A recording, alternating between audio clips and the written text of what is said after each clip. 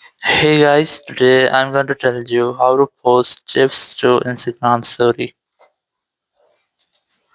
If you're using Instagram and you want to send or upload GIFs to your Instagram story, so let's see how can you do that. You just have to simply open your Instagram app.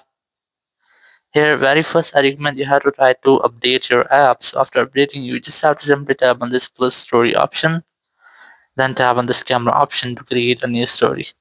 Now in this section, you just have to tap on this create option or your text option here, and you'll get a this type page. You just have to tap on the sticker in the top center and then select GIF from here.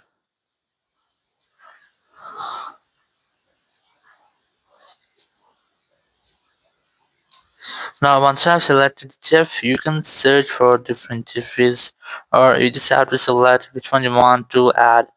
So let's say I'm going to select this one, just select that and then tap on this share story option, and it will be shared to your story. So in this way you can easily post GIFs to your Instagram story. Thank you very much for watching the video. Until next video, bye bye.